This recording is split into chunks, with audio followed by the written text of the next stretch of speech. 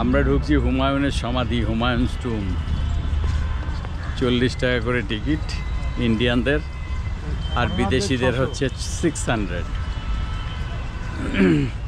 আচ্ছা, আমি যখন বাংলাদেশ গেলাম তখন তো এরকম কোনো টিকিট লাগলো না। বাংলাদেশের লোক এখানে এলে কি ফরেনার হয়? না না,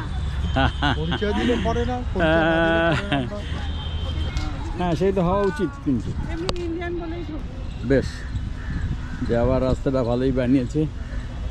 তোমরা এখান থেকে নিচে নেমে যাবে, তারপরে ওপরে এখানে আবার সিঁড়িও।